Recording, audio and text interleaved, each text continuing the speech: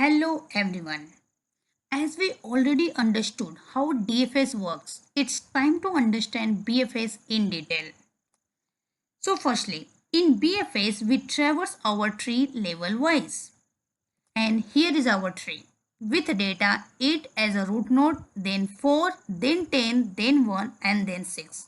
So here we are actually traversing level wise. Firstly the first level, then second level and then third level. Horizontally traversing of the tree is happening here.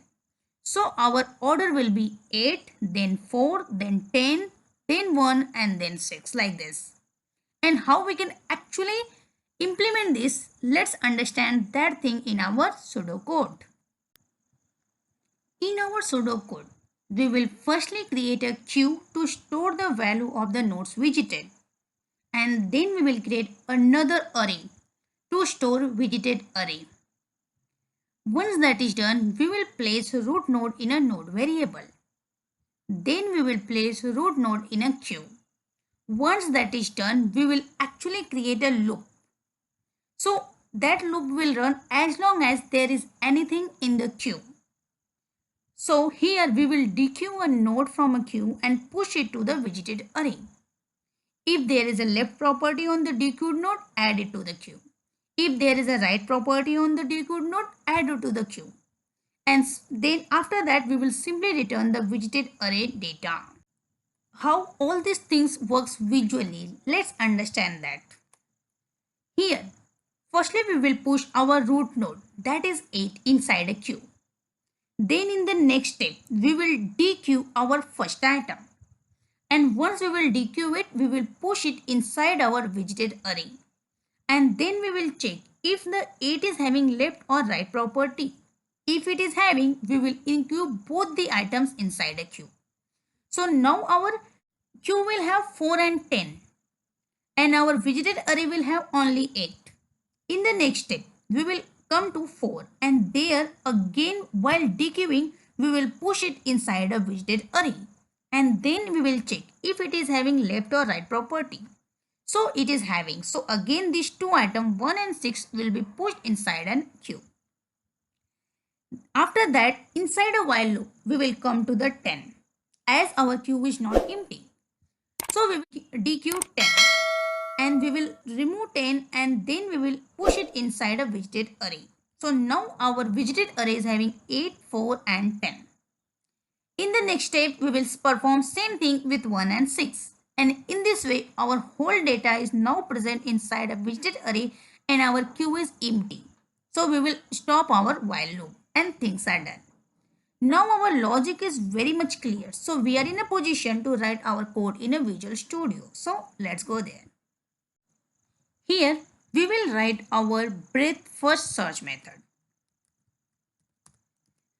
Then create a queue to store the value of the nodes visited and visited array too. So firstly we will create our queue that will be empty in the beginning and the visited array data will also be stored. So data is equal to empty array in the beginning. After that it is saying place root node in a node variable. So we'll write let node is equal to this dot root. Then place root node in a queue. So queue dot push node and node is having the value of root node. So our things are done. In the next step it is saying loop as long as there is anything in the queue. So we will write our while loop and condition will be queue dot length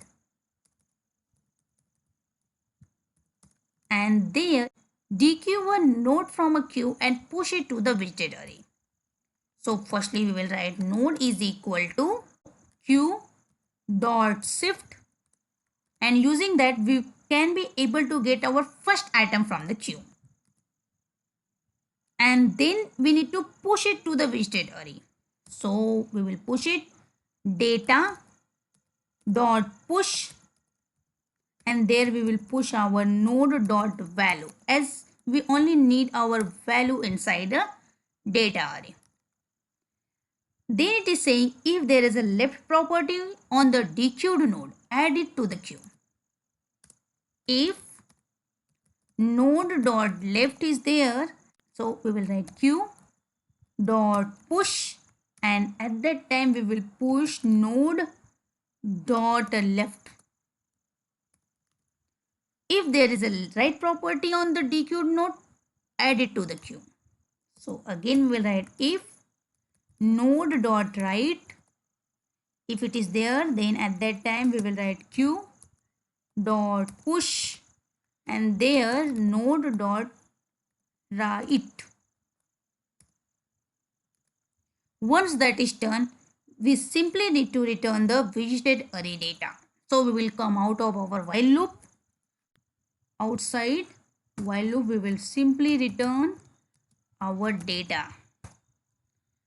Once that is done, we need to call our BFS method. So we will go down tree.bfs,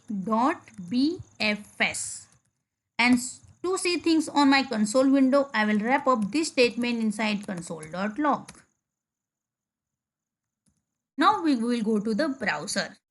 Here we are able to see our array is showing 8, 4, 10, 1 and 6. That is perfectly alright. This is what we actually want. In this way, we covered BFS in binary search tree, which is very easy to understand and write also. With this, we will sum up this video tutorial. But my friends, let's meet in our next video tutorial with some more interesting facts in data structure. Thank you very much for now, and please follow my complete playlist about data structure and algorithms.